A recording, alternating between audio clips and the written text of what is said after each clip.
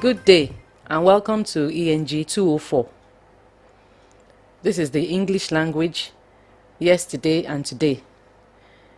Study session 1. Dynamic nature of language. Introduction. Language undoubtedly remains the most prominent characteristic that distinguishes man from other creatures. What remains a mystery to many, however, is the dynamic nature of language.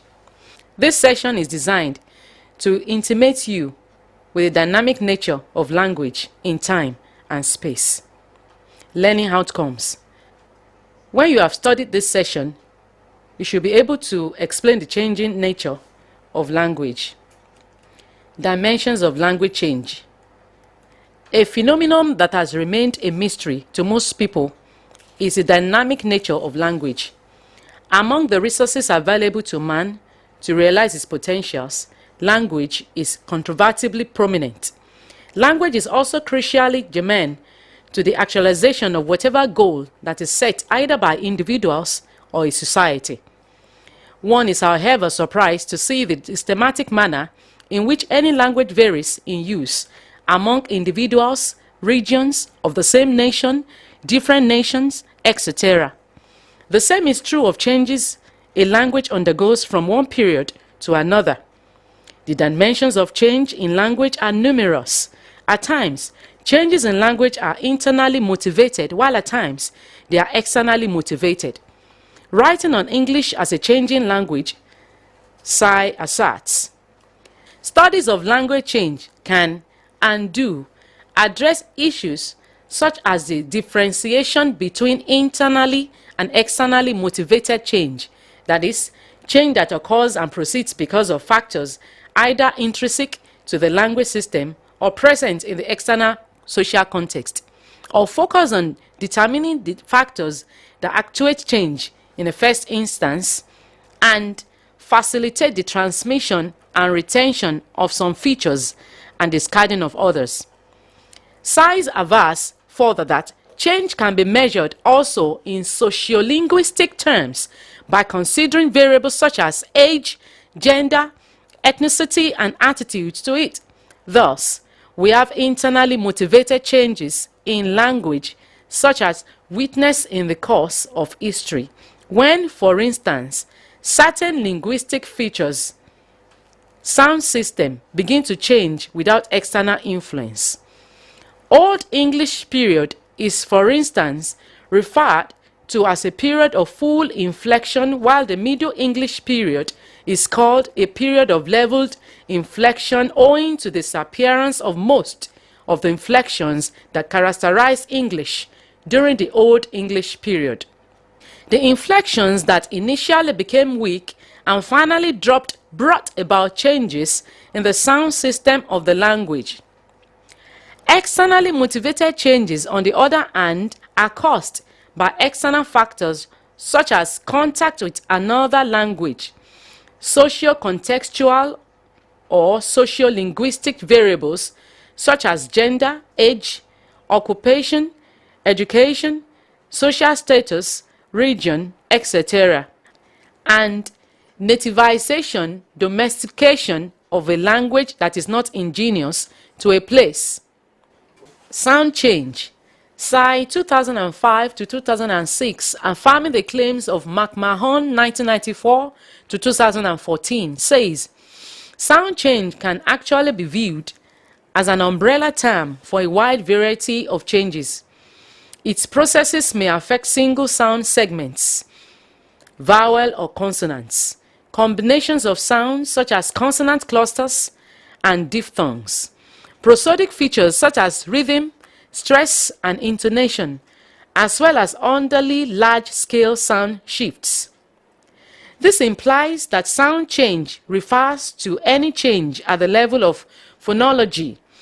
This level of linguistic analysis has two broad subdivisions: segmental phonology and suprasegmental phonology. Under segmental phonology, we have sound segments such as vowel and consonants. There are pure vowels such as e, u, l, and diphthongs such as consonants. on the other hand, could exist as single segments or combination of segments known as consonant clusters. Examples of consonants are K, B, S. At the subrachmental level, we have prosodic features that are superimposed on sound segments. Such features are stress, intonation, rhythm, etc. A change in any of the above features, segmental or suprasegmental, invariably affect the sound system of a language at one point or the other. Speaking about sound change that affect the pronunciation of certain words, sigh, avas. Text indicates that medial V in OE, even, was sometimes replaced by nasal M through assimilation to final nasal N, resulting in spellings such as M. Sigh. EBIT 7 also observes that at times sound segments could be sporadically deleted in pronunciation through apheresis when an initial segment is lost. For example, the loss of the word initial K in kneel and G in gnome. Also through apocope when a final vowel is lost, as in modern English name, pronounced name in Middle English. Loss of sound also occurs through syncope when medial vowels disappear, as in monikers in Old English becoming monks in modern English. The same is true when in the process of apolology, a whole syllable is deleted, as in Old English England becoming England in modern English. Also, according to Psy, EBIT, sporadic change through metathesis when adjacent segments are reordered, as an Old English breed and axion become breed and ask, respectively in modern English. Lexical change. Lexical change is one of the notable features of the flux of language. This takes place through several processes such as word loss, compounding, derivation, clipping, blending, borrowing, etc. Writing about word loss in English, for example, Psy, EBIT 10, Avas. English has lost words such as deodorant, same thing devoted to God, blowing, that is prostitute, smicker, to look amorously or wantonly, and loiter's sake, a lazy person. It goes without saying that many of the words we use in modern English will very likely follow the same route of obsolescence in the future. While some words fall completely out of use, others sometimes become resurrected and popularized by speakers who apply them to new domains, often with change in meaning. Compounding, another process of lexical change, occurred in Old English primarily with native English words, but as words were later borrowed from other languages, compounding occurs with foreign elements, words that are not native to English. Compounding in such instances creates formations that are either hybrid, combining words from different languages, or completely non-native English.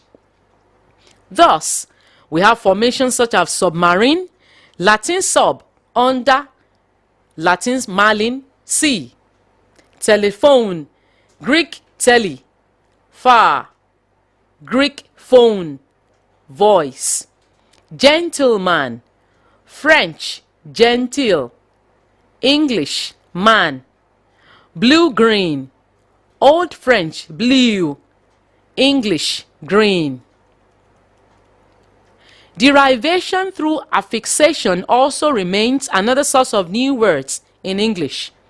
Through the process of derivation, for instance, the root word wise produces otherwise, clockwise, health-wise, money-wise, personality-wise, and so on and so forth.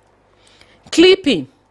Another source of new words is a process whereby a word is extracted from a longer one and given the same meaning. Examples are photo, from photograph; phone, from telephone; fridge, from refrigerator; flu, from influenza, etc. Such extractions are treated as autonomous words and not abbreviations. Blending, another source of word formation, is more or less a combination of clipping and compounding.